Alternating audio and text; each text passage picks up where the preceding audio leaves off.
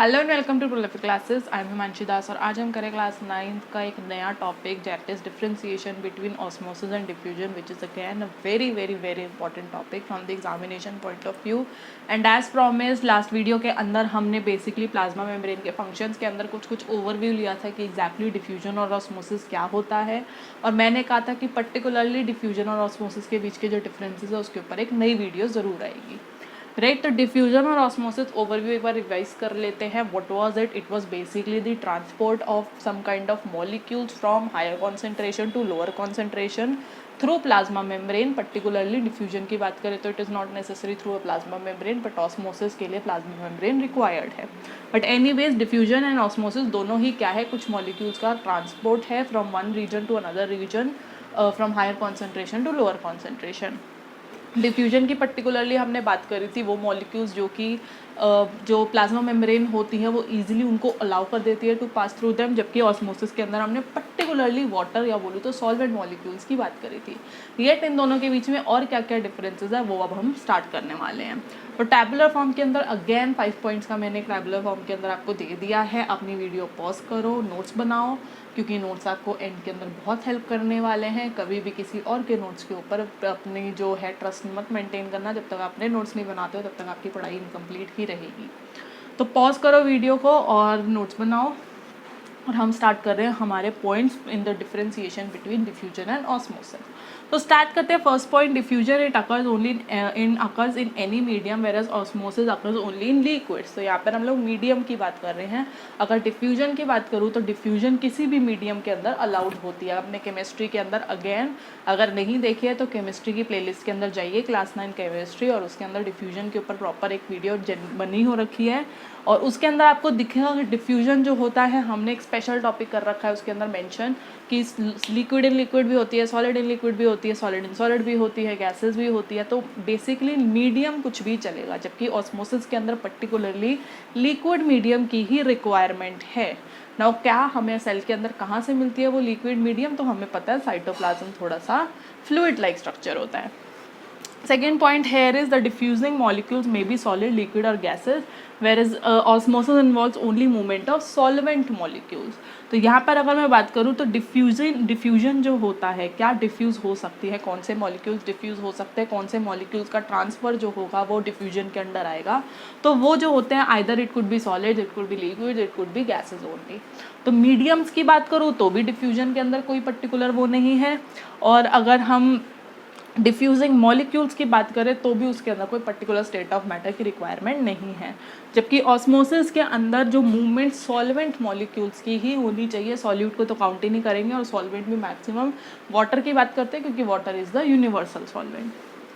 Third is diffusion. Again जो मैंने बोला था डिफ्यूजन के अंदर प्लाज्मा मेम्ब्रेन की रिक्वायरमेंट नहीं है, जबकि ऑस्मोसिस के अंदर plasma membrane is a must. तो इसमें मेरा क्या मतलब था कि डिफ्यूजन के अंदर semi permeable membrane is not required, कि डिफ्यूजन कहीं भी किसी भी मेम्ब्रेन किसी भी लेयर से हो सकती है, वहाँ पे सेमी परमिएबल रिक्वायरमेंट नहीं है।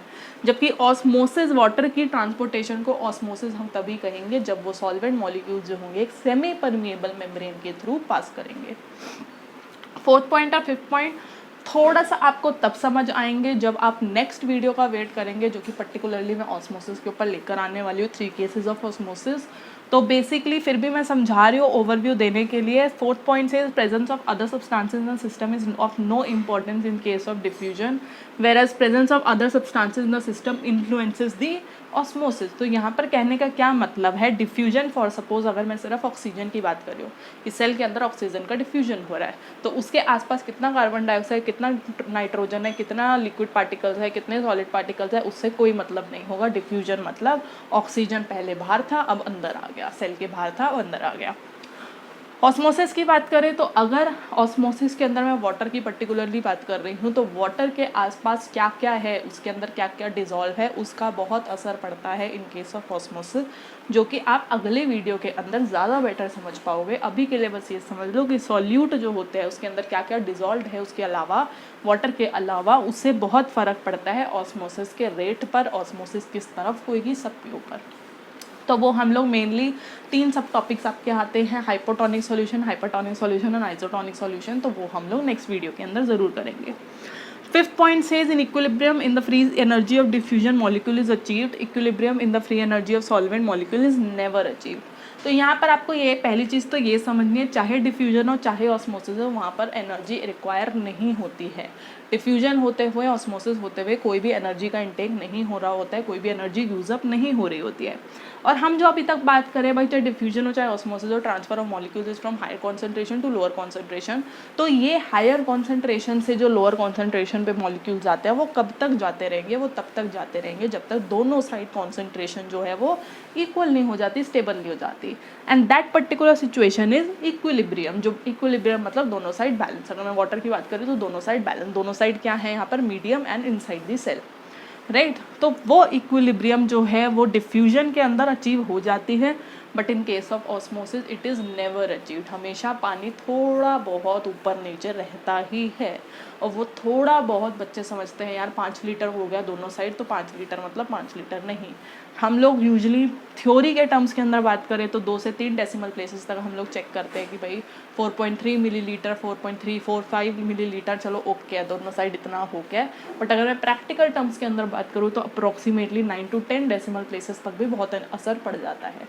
तो यहाँ पर उन 9 to 10 या इवन फर्दर डेसिमल प्लेसेस की बात हो रही है कि वहाँ पर इक्विलिब्रियम अचीव नहीं हो पाता है, जबकि डिफ्यूजन के अंदर ईजिली अचीव हो पाता है।